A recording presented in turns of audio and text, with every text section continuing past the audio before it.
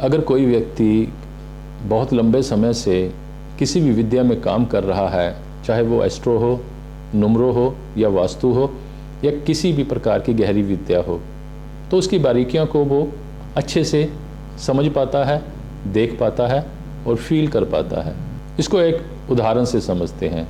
किसी की लड़की बहुत सुंदर, इतनी सुंदर कि अपने एरिया में उसकी सुंदरता मशहूर है और वो लड़की शादी के काबिल, और घर वाले भी उसकी शादी करना चाहते हैं, लड़का ढूंढ रहे हैं।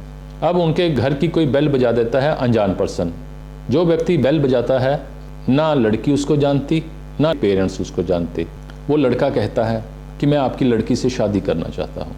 तो मुझे आप सोच के बताइए, क्या लड़की के पेरेंट्स उस लड़के से शादी कर देंगे या कुछ डिटेलिंग करेंगे या उसको भगा देंगे?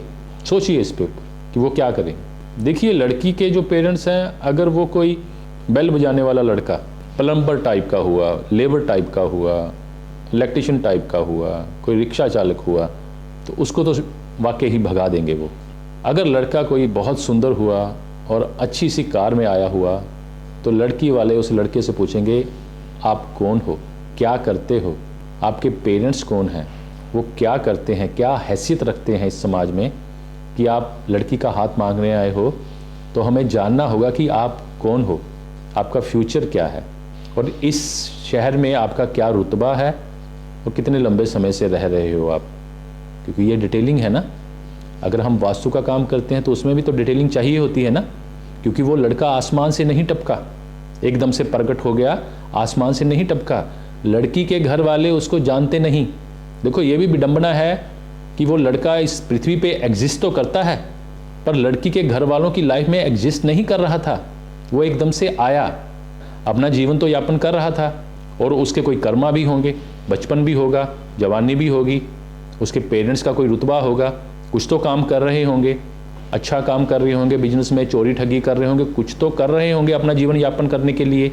तो ये डिटेलिंग करने के बाद तभी वो लड़के प्रोसीड करेंगे आगे, लड़के के घर वालों को मिलेंगे। पहले डिटेलिंग, बेसिक डिटेलिंग हो जाएगी कि ये लड़का शादी के काबिल है या नहीं, जो इसके पेरेंट्स का रुतबा है, क्या ये शादी करने के लिए हम आगे प्रोसीड कर सकते हैं या नहीं।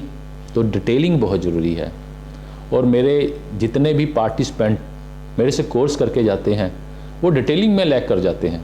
मैं उनको ये विषय पढ़ाता हूँ, क्लास में ये चीज़ भी समझाता हूँ कि डिटेलिंग कैसे की जाती है।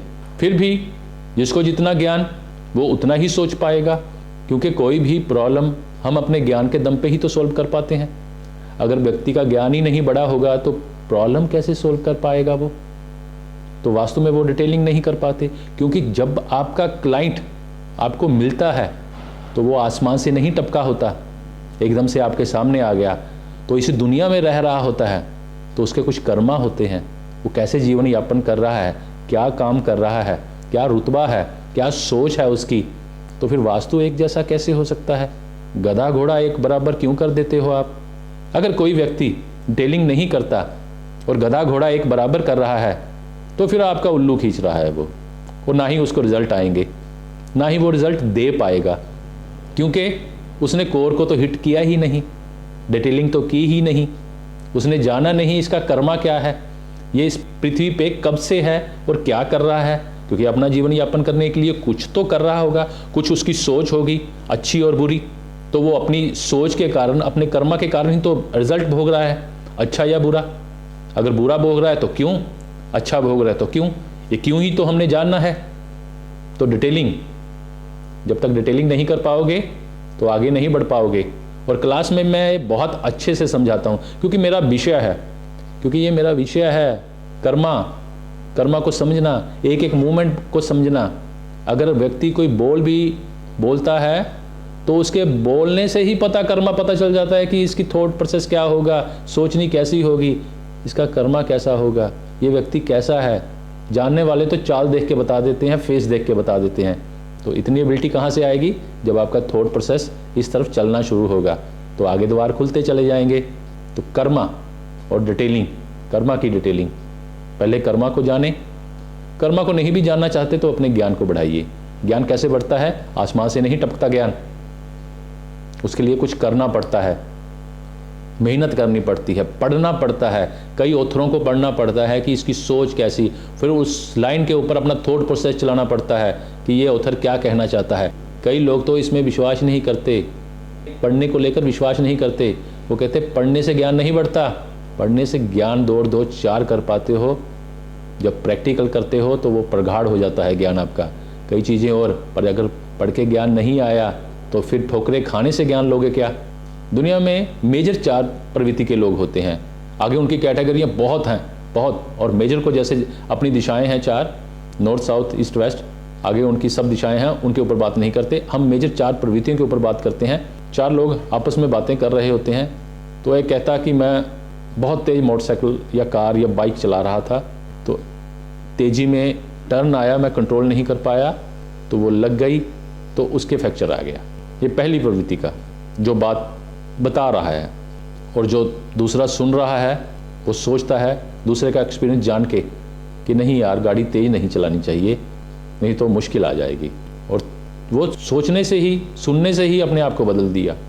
और तीसरा वो लोग होता है जब उसके साथ खुद एक्सपीरियंस होता है, जो खुद एक्सपीरियंस करता है फिर बदलता है। वो सुनने से नहीं बदलता। एक व्यक्ति उसके सामने कह रहा है पर वो मानता नहीं, वो अपनी रफ्तार में रहता है, तब उसके साथ कुछ घटित होता है, तब बदलता है वो।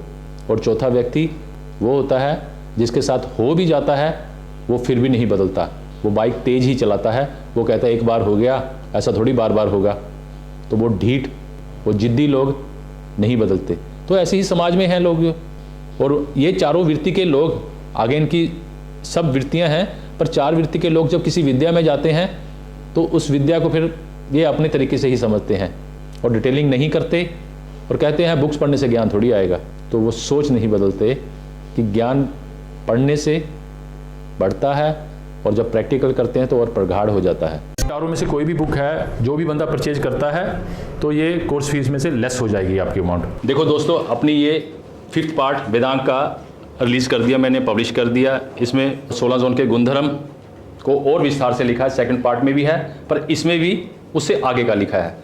वास्तु की रेमेडी है, एक जोन में कैसे आएगी, और एस्ट्रो की रेमेडी है, और साथ में स्टोन किस दिन लगेगा, कैसे लगेगा, ये सब इसमें है। इसकी प्राइस है 16,000।